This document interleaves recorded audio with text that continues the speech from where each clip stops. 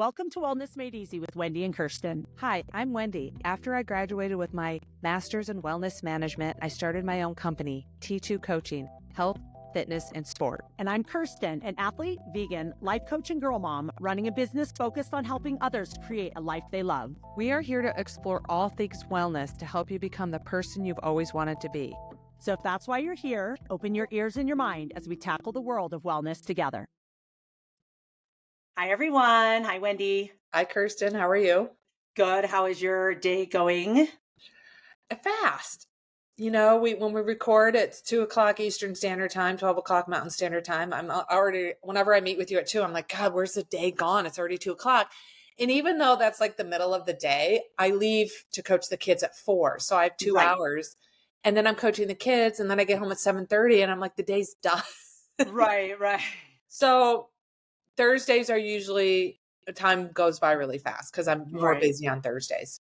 Does it make you feel, when you have a really fast day like that, like this, does it make you feel anxious because it's so back to back? Or are you like, oh, good, it's busy and fun?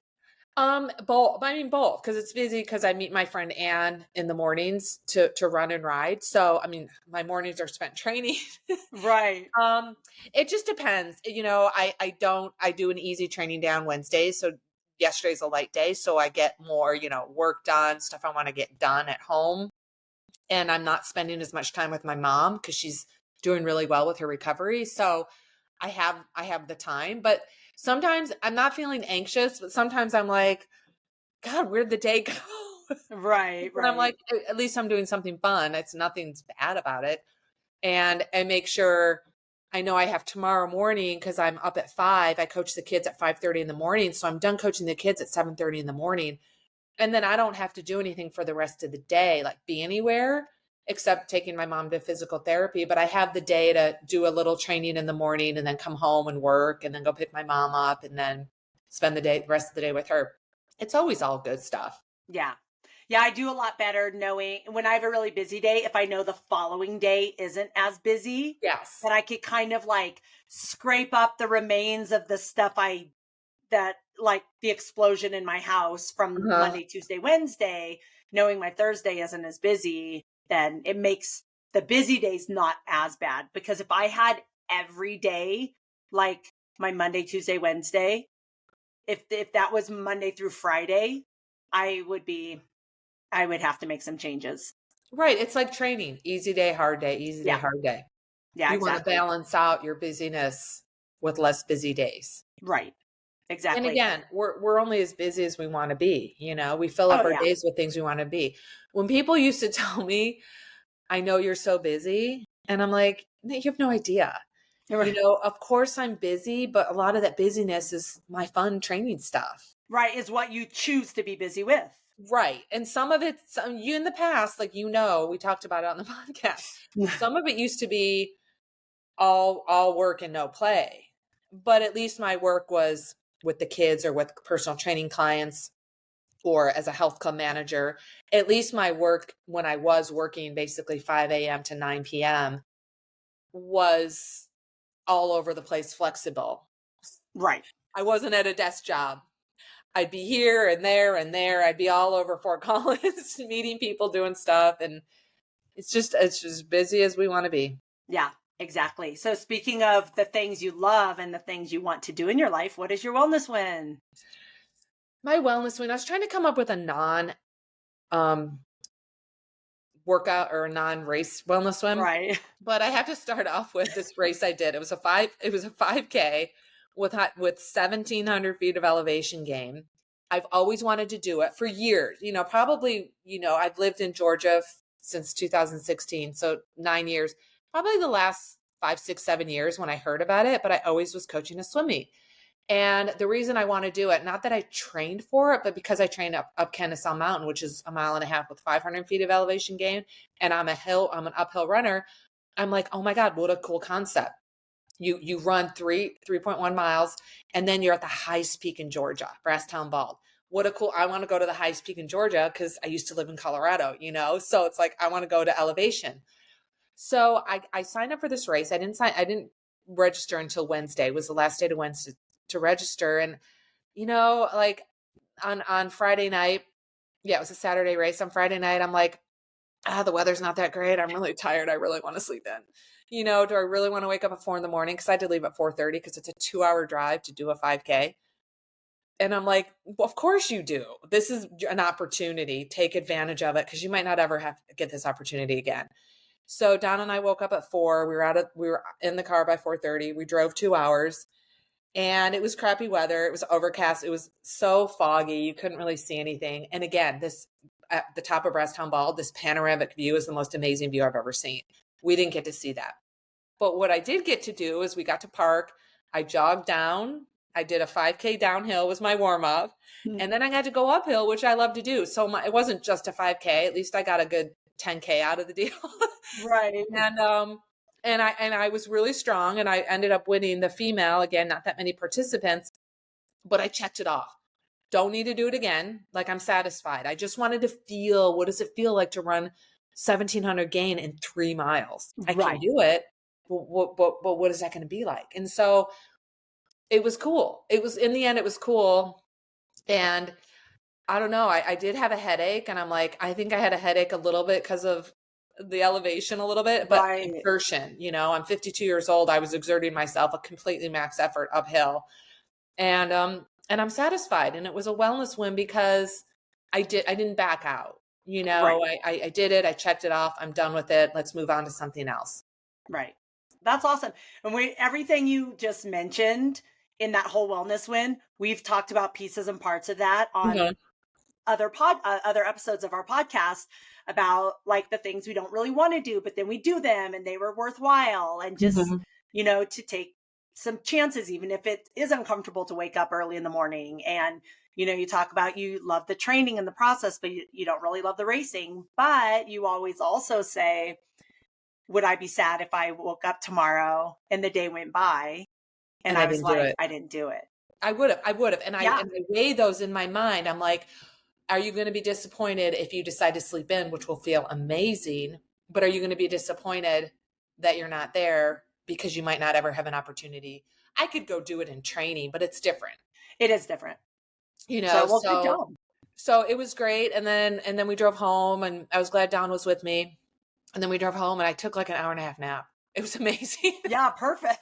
Yeah, you got your sleep in anyway. That's how long you would have slept. You probably wouldn't have slept in anyway. No, because I'm used to waking up. Yeah.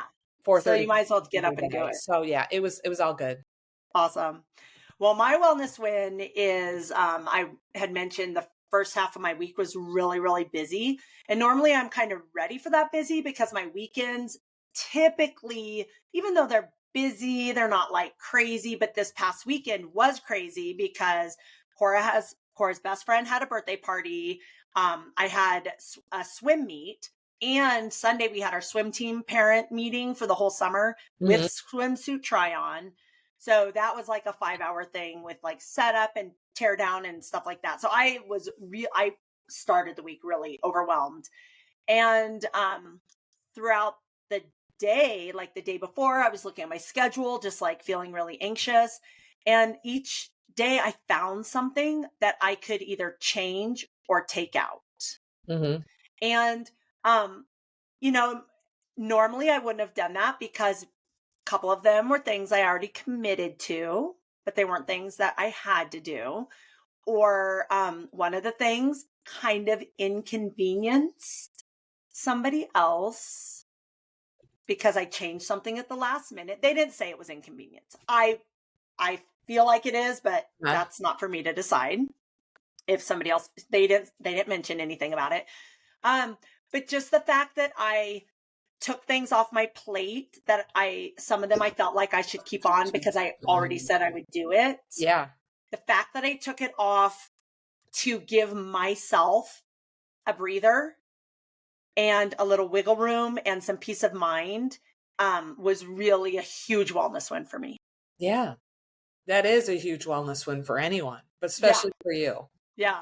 So, and I thought about it because I was like writing down my quotes, which we're going to talk about in just a minute.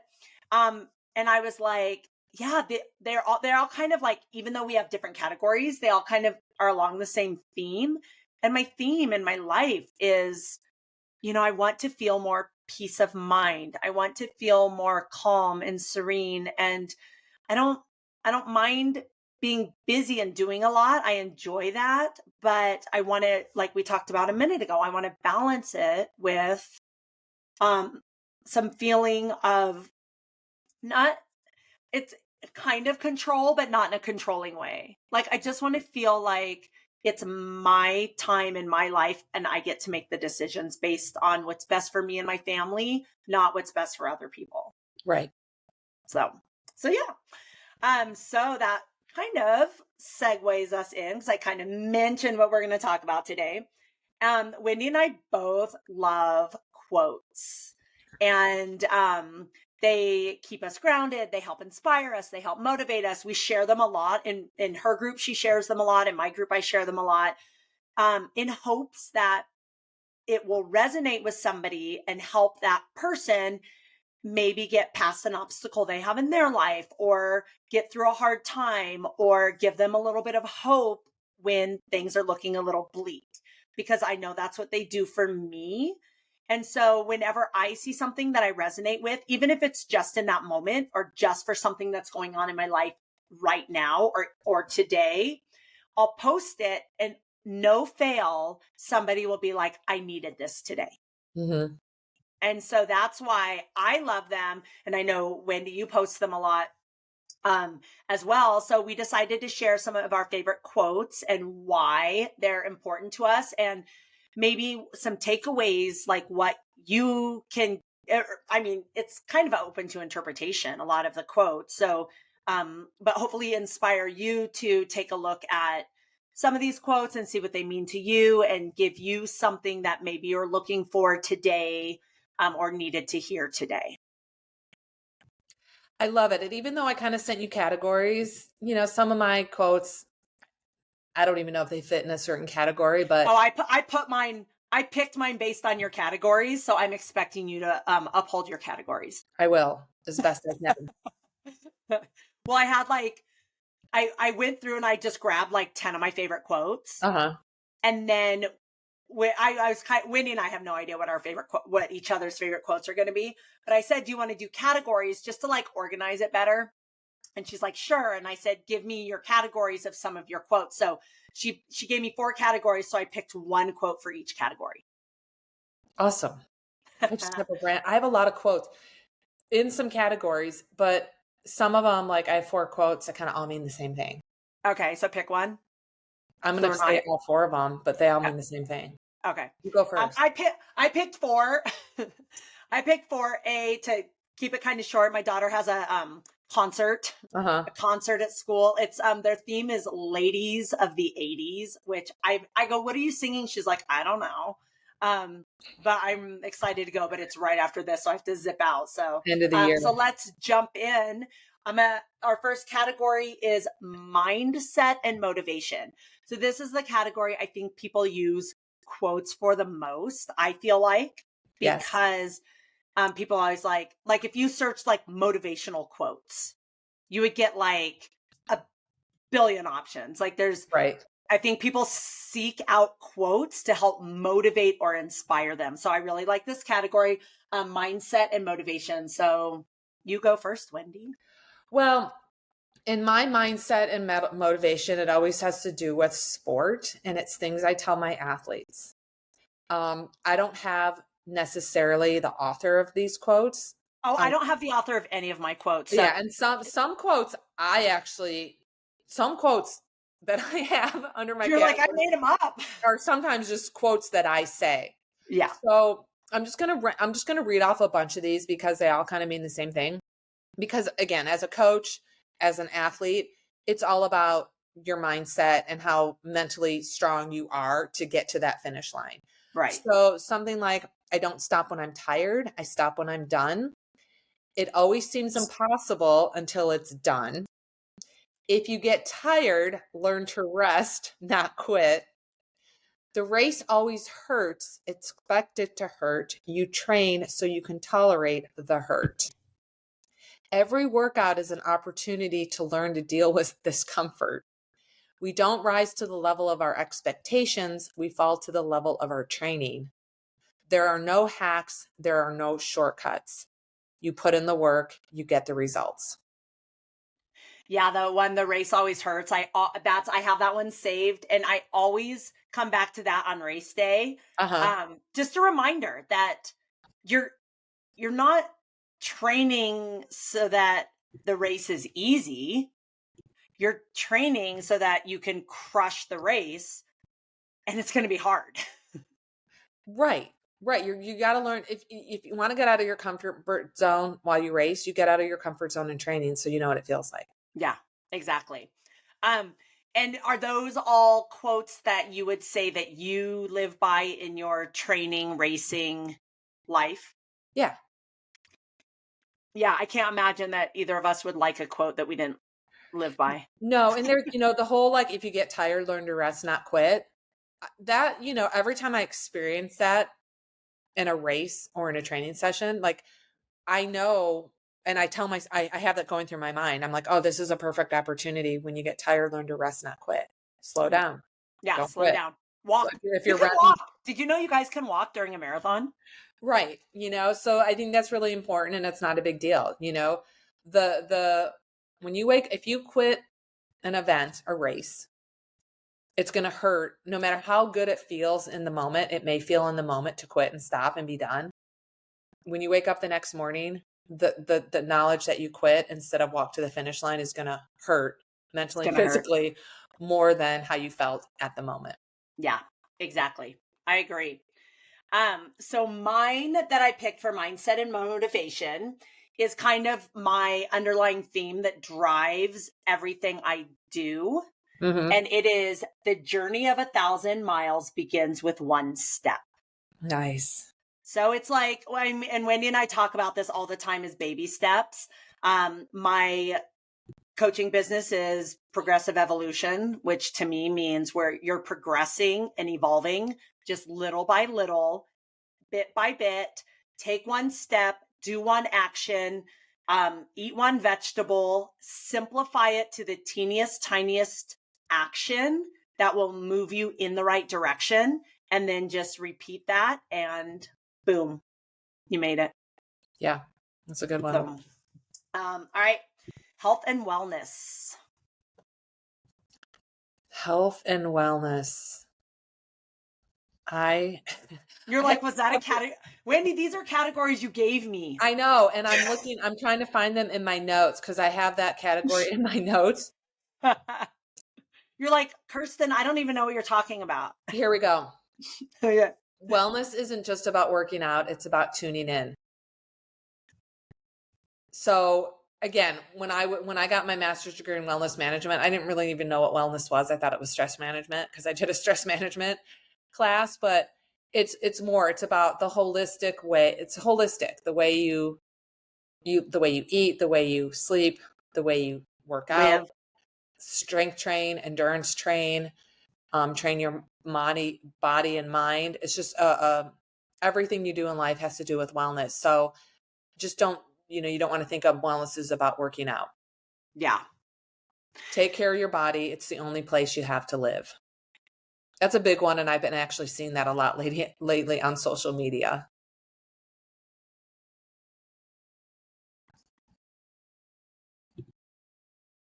That's it. Oh, those are it. Okay. It's like, are there more? Are there more? No, under that specific category, I just put those two. Yeah, I only have one, but I did hear a quote yesterday. It's not, if somebody said it, it's obviously a quote. It was in a podcast. And so it wasn't like somebody purposefully saying a quote. It was just something that was mentioned that really stuck with me. And I'm not going to get it verbatim because I did not write it down, but I was thinking of it. And since we're talking about health and wellness, my quote I picked is on just overall like life wellness and spiritual wellness and whatever. But this quote I really liked, and it says something like, use food as fuel to reach your potential, not as something to fill a void. That's a good one. Yeah, it's a really good one, because if you think about what food is designed to do, it's designed to give you energy, to help you recover, to help you grow, to help you move through your day. And And so if you think of fueling as just moving toward your best self, I feel like automatically you're going to choose better foods. Mm-hmm. So it's a good one. But the one I had written down was peace comes from within. Do not seek it without. And what that means, and I actually have that tattoo. I have a tattoo on my arm right here. Oh, I can't even do the angle. But I wanted to explain it because people have read my tattoo and they're like, what does that mean? And at the beginning of this podcast, I said, like, my big life goal is peace of mind. And so when I'm seeking peace, which for me is like the pinnacle of wellness, is to feel peace in your life with yourself, with everything you do, with your food, with your exercise, with your everything we talk about for wellness, your relationships, your job, your career, your family. It comes from within you. So if you're seeking that, you find it from your inside, not from what anything on the outside gives you. Mm-hmm. So if you're looking for validation, or if you're looking for motivation, or if you're looking for purpose, or any of these other things that we talk about all the time that are a little more intangible, that have to do with wellness, find it inside you. You're not going to be happy with anything outside of you unless you're happy with who you are as a human and who you are on the inside. Mm-hmm. You're not going to love your life on the outside, your house, your car, your family, your relationships, your pets, until you love what's on the inside. So it's just about seeking your overall life wellness from within who you already are, instead of reaching for outside, maybe material or outside validation or outside experiences to fulfill you. Yeah, I love that. All right, next category, purpose and identity. Do what you love what you do. Kind of goes back to what you just said. And this is a quote. This is a quote I use all the time. Especially for athletes who maybe don't fall in love with the process and they're outcome driven, meaning the results are more important than that training. And I think it's important, if you enjoy your training, enjoy your job, enjoy your relationship, anything going on in your life, the outcome will take care of itself. So it's important to do what you love what you do, and never regret a single moment of your journey. If it was not your destination, it was your preparation. Again, you could use that in sport, but you can use it in all areas of your life. Again, going back to a certain job or a certain relationship, it's all about enjoying what you do what you love what you do, and preparing for the desired outcome you are looking for. Are those it? Yeah, I mean, I have some more, but they're under different categories. We'll do a miscellaneous category. Let me just read it, because it kind of has to do. What's the fourth category?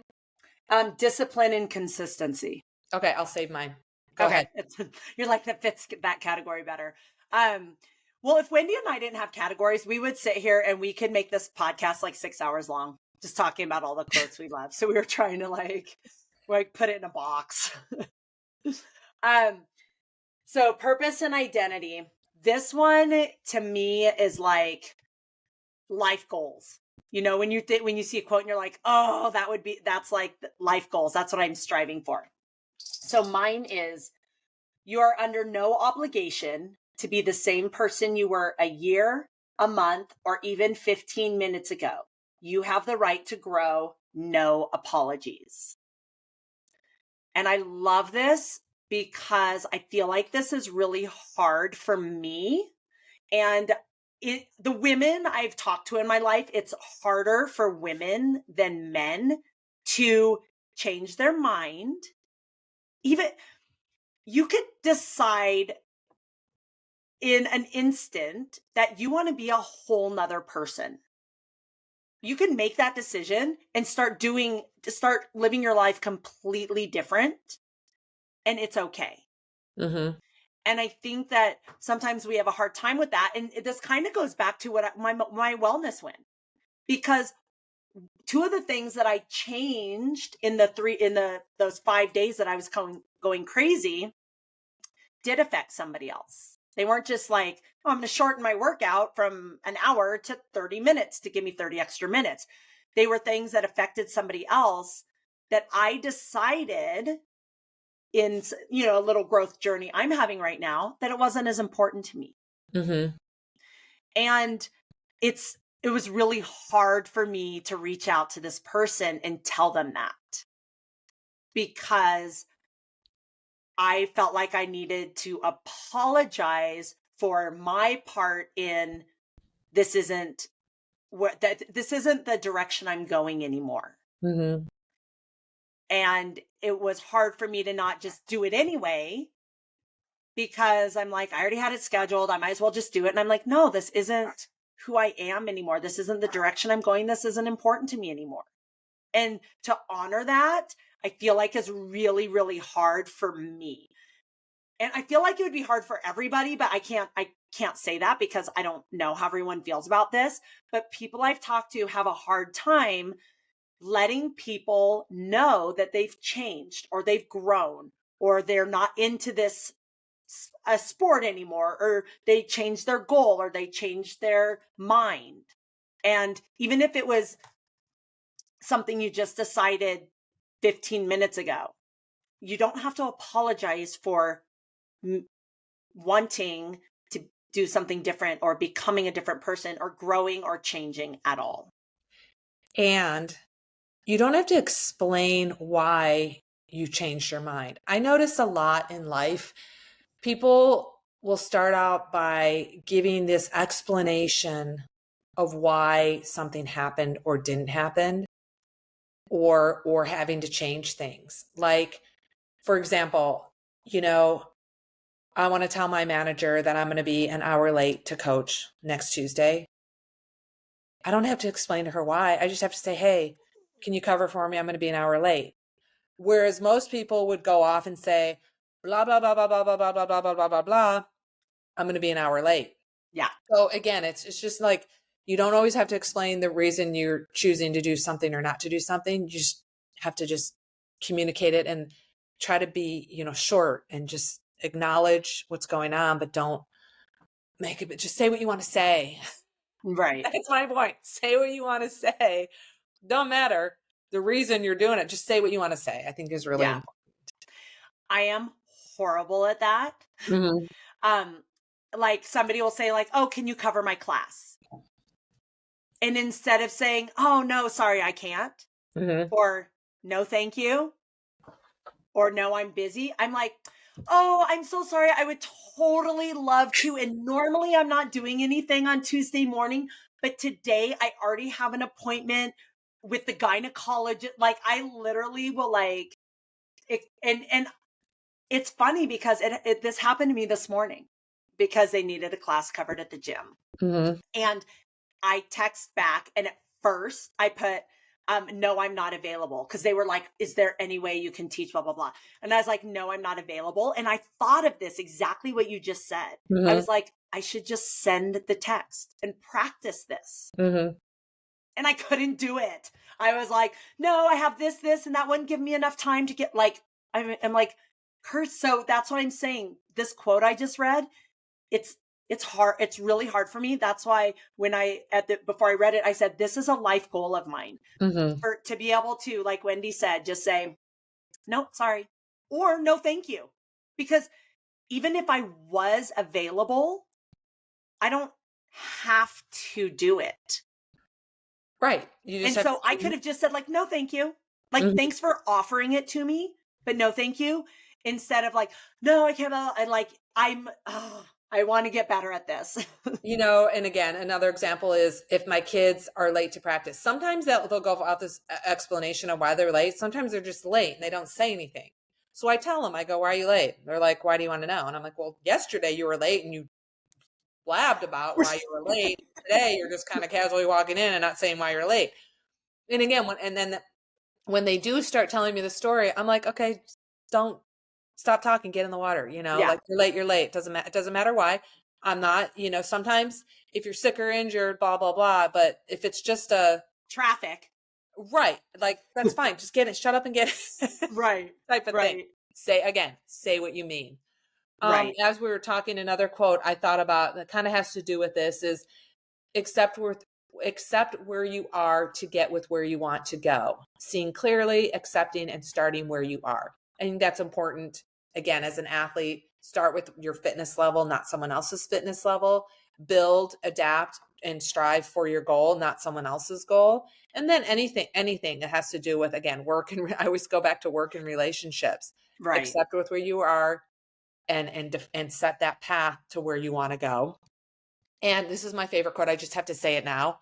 If you always do what you always did, you'll always get where you always got. I Yeah. think that could be under any category, but I think it's Any. important. I think that's just such an important quote. It's one of my standards. I believe Don introduced me to that quote, and you can say it in multiple different Yeah. ways. Yeah. Because If I you have, always do what you always did, you'll always get what you always got is so valid. yeah. And one of my quotes that I didn't pick, but is one of my top 10 quotes that I wrote down before I decided to pick one for each category. And it was, and it's just what you said, but it's said a little differently. It says, if you want something you've never had, you have to do something you've never done. Yeah. So it's the same exact thing, just said differently. And so it's like, if you want to, this is a perfect example. People come to me all the time. They want to lose 10 pounds. Right? Mm-hmm. Well, you can't keep doing the exact thing you're doing and expect to lose 10 pounds. Right. Like, you have to change something, and we can figure out what that something is, and we can try a bunch of little somethings, but you can't keep 6 weeks later say, I haven't lost any pounds. And I said, well, what have you done differently? Nothing. I just wanted to lose 10 pounds. Yeah. Well, we all want to lose 10 pounds and we all want 10,000 extra dollars, but we got to do something for that. We have to change something for that. Yeah. So, all right. Our final category, discipline and consistency. What we just said, if you always do what you always did, you always get what you always got. A little progress each day adds up to big results, and that can apply to all areas of your life, not just as an athlete trying to look for certain training or performance results. Success does not come find you. You have to go out and get it. I think that's a key one. And every day is an opportunity to build what you truly want. Oh, every day is a new opportunity. It's a good, to me, whenever I've mentioned it 3 times today, I've had a really rough beginning of the week where I was like, I can't do this. Mm-hmm. I was like, I'm out. I need it. I don't know. I didn't know what I was thinking. I just need to quit everything or escape or get away or something. But always remembering that tomorrow is a new day and I can make some changes because I am allowed to do that at any time. Start tomorrow from where I'm at, make some changes, make it better, take control over it to end up to be what I want it to be. Right. This is temporary. I said that for months during my knee recovery year. Right. This is temporary. This is temporary. I didn't know how temporary it was going to be, but it didn't matter because the words, this is temporary, got me through fairly positively during my patella surgery issue. This is temporary. So mine is, this is one of my all-time favorite quotes too, because this to me would solve a lot of people's decision-making processes that are really tough decisions. The grass isn't greener on the other side. It is greener where you water it. Mm-hmm. You've said this before. I know. I've said, because I love it, because so many people are like, oh, I don't like this. I don't like, this isn't working. This isn't working. I want to be here. I want this to be my life. Or my marriage is rough. I would love to have this life. Wherever you put your attention and energy and efforts is where you're going to excel in your life. So it all comes back to priorities, which Wendy and I talk about all the time. And if you look at your life and it's not where you want it to be, look at where you're watering the grass. Look at what you're giving focus to. Are you watching 3 hours of TV a night and you can't find time to go to the gym? Are you, going out to eat every night and you can't figure out why you can't lose 5 pounds? Are you going out to eat every night and you can't figure out why you can't pay your rent? Like, look at where you're spending your time and your money and your energy.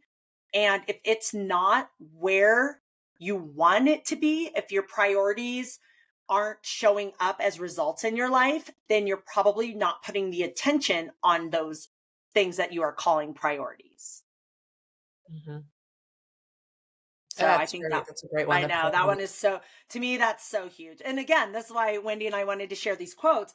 And you guys have probably heard all these quotes at some time in your life before, but we just wanted to kind of share them to help you guys. Because a lot of people, and I know Wendy, we've talked about this before, especially our athletes that we coach, like, or just people that know us, and they're like, how do you guys have so much motivation? How do you have so much discipline? How do you stay motivated? How do you stay inspired? And this is something that Wendy and I, this is something that helps keep us inspired and keep us moving and keep us motivating, are these concepts which appear as quotes. Yeah. And again, when I was looking through my quotes, I have a lot of them saved in my Google Drive over the years. I haven't looked at them in years, but I know I had a quote folder in my Google Drive. So looking at them all again, I'm like, oh my God, that's a good one. Oh my God, that's a good one. I know. Oh God, that's what I'm saying. We could be here for 6 hours. Yeah. Just reminders of stuff we've seen over the years and we use, and we tell ourselves and tell the athletes we coach. And it's just kind of a fun review and fun motivator for myself, included you as well. Yeah. Yes. Same. I have a folder saved of like quote images in my phone, and I have over 100 of them. And that's what I was doing. I was going through them. And at first I like picked like 30 because I'm like, I love this one. I love this one. I love this one. I love this one. And I was like, okay, let's narrow it down. Yep. So, I want to hear what your guys' favorite quotes are. I did post on Facebook the other day. I'm like, hey, what are your guys' favorite quotes? And someone told me one of the athletes I coach told me their quote, but I thought I put it in my notes, but go on, keep talking. Oh, I was just saying that I want to hear your guys' favorite quotes, because one of the reasons Wendy and I wanted to share ours is so that you could be like, oh, yes, I love that one. So I love when people share theirs, because then I'm like, oh, yes, I love that one. And so we want you guys to also share with us. You can tag us on social media. You can put it in the comments when wherever you listen to this. But I want to know what your favorite quote is. So an athlete that I coach, her name's Rachel. She put it in her Training Peaks log because she saw my Facebook story where I was asking people to right. quote. And hers is the word next time. The two best words in the English language: freedom and possibility, progress, not perfection. Just do something a little better than the last go around, and your place in the world would get a little bit clearer. Oh, I like that. Yeah, that was a good one. So yeah, one of the things when I was going through all my eating disorder therapy recovery stuff that we always said is do the next right thing. Mm-hmm. And so that's kind of the same thing. It's like the next move you make it positive, make it in the direction that you want to go, and it's the right thing, and it'll get you to where you're going. And I never really say goodbye to anyone. I always say, see you next time. Whether it's swimmers leaving practice, maybe right. the next day, but sometimes I won't see them till next week because they let me know. But, two of my swimmers are graduating. We had their going away party last week. And instead of, again, making it a big, like, this is the last time I'll ever see you, which is not true, especially with social media.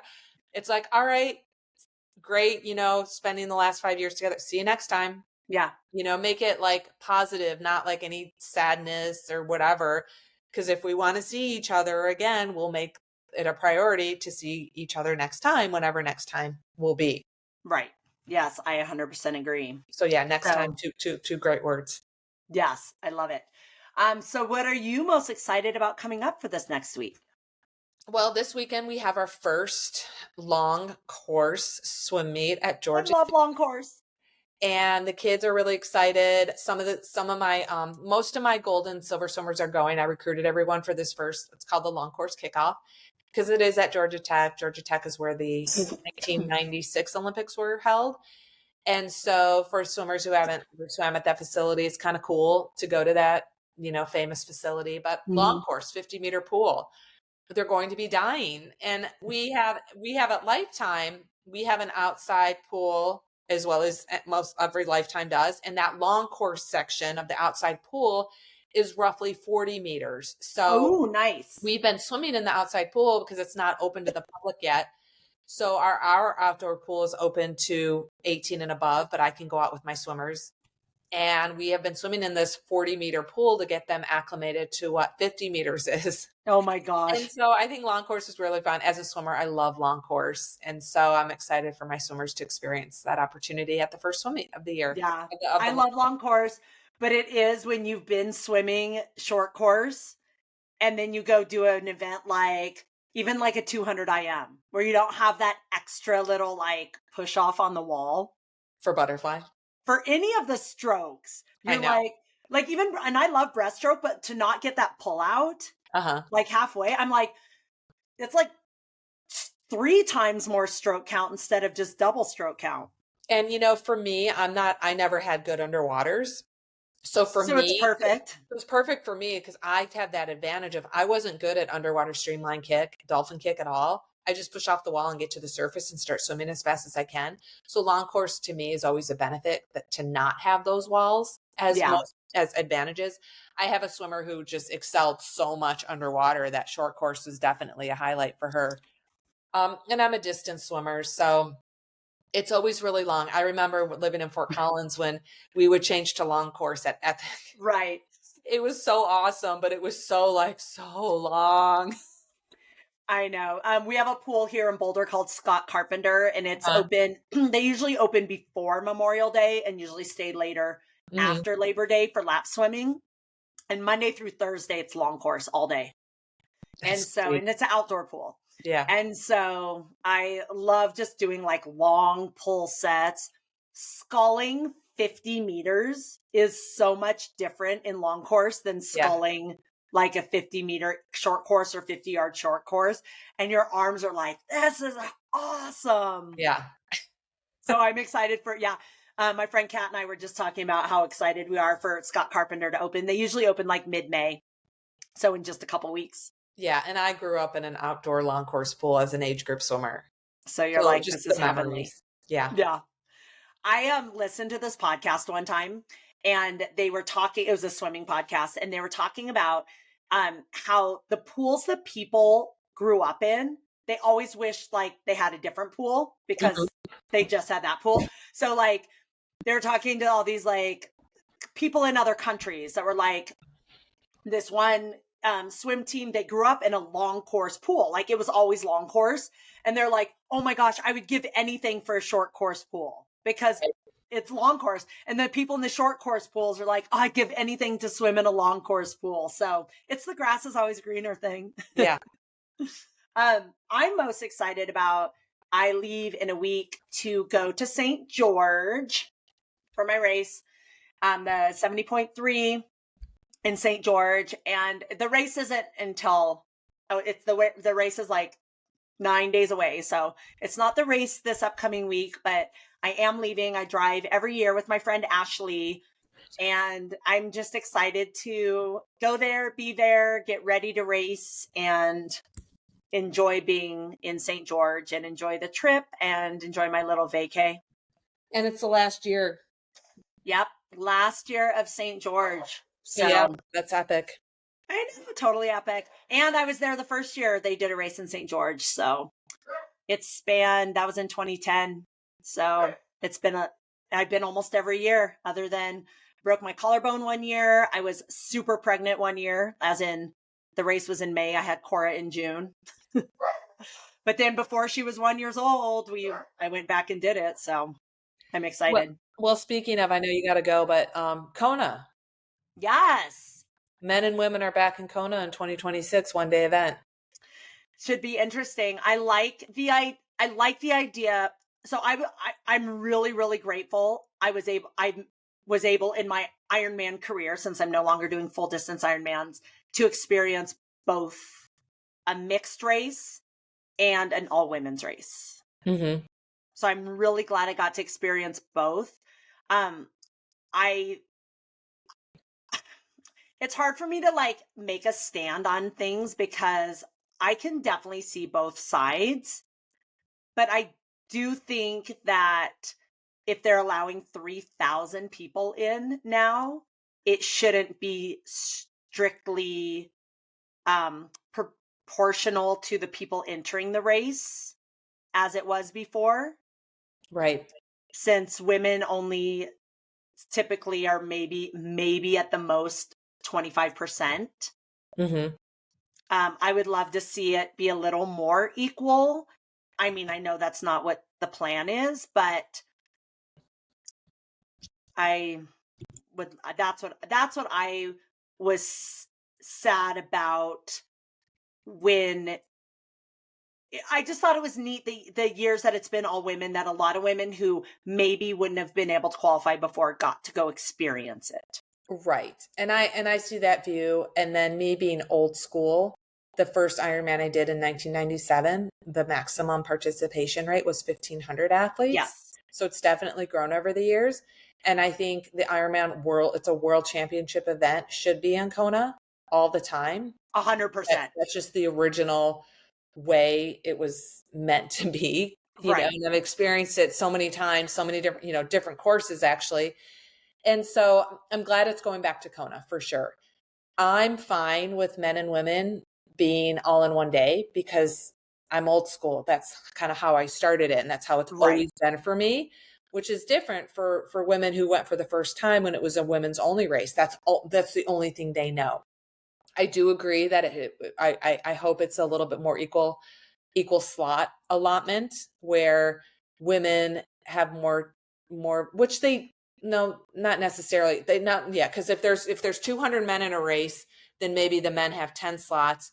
If there's 100 women in the race, the women only have, or in an age group, only have 3 slots. So I wish they would allow more slots to go to women to balance out that ratio of men to women. We'll see.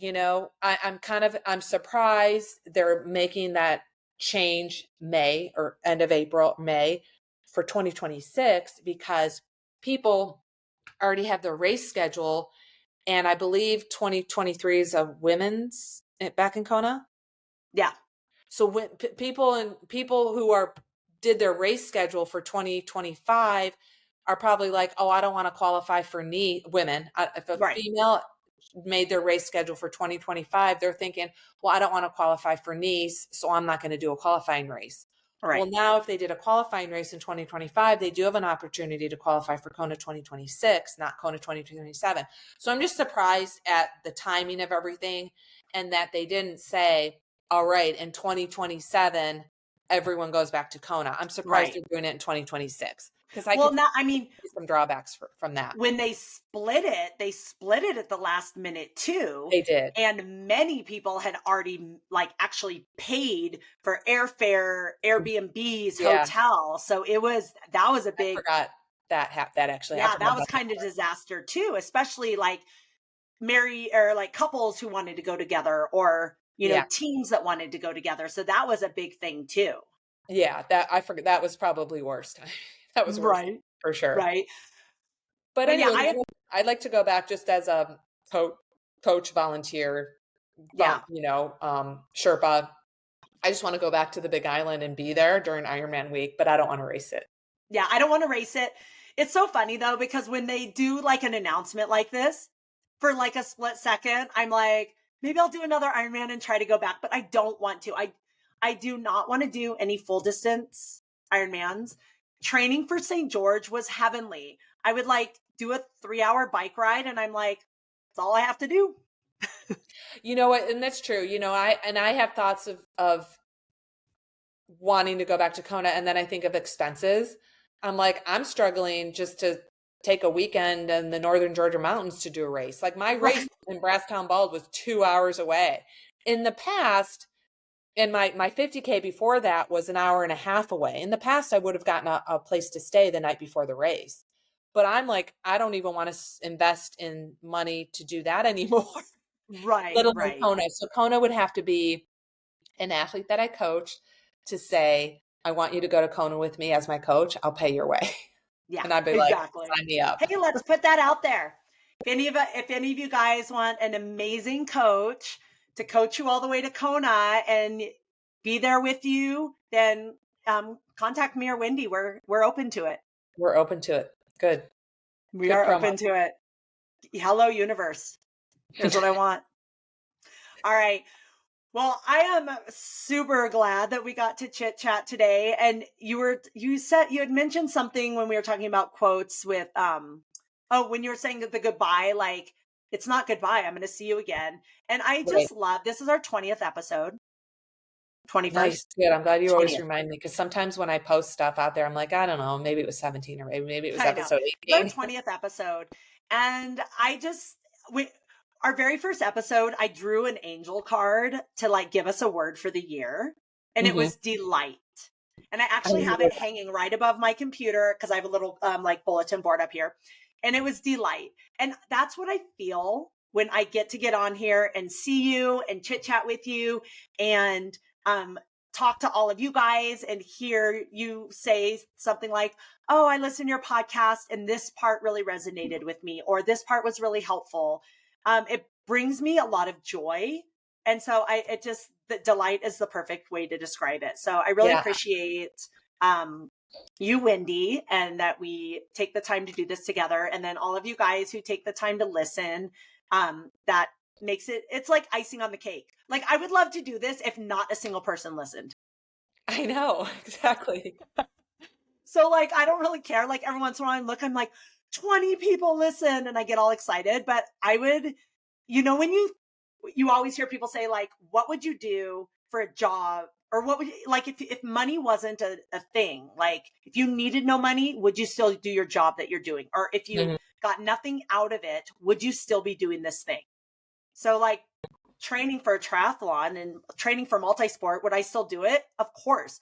This podcast, I would still do it in a heartbeat. Yes. So, I agree. 100%. I love that. So anyway, we'll see you guys next week. Thanks for being here. Thank you. One thing I want to leave with is our listeners to think about, because again, this is a quote, but you hear it all the time. What would you do if you knew you couldn't fail? Yes. Or what would you do if money wasn't an issue? Yeah. So think about that and we'll talk about that next time. Yeah, this is it for me right here. Nice. All right. See you guys next time. Bye. Make it a great day. Thank you for listening to Wellness Made Easy with Wendy and Kirsten. If you want to learn more about us or anything we talked about today, check out the links in our show notes. We would love to know what you think of our podcast and what you want more of. So drop us a comment, send us a message, and help us out by leaving us a rating and a review. And don't forget to let us know your wellness win for this week. Thanks for listening. Make it a great day.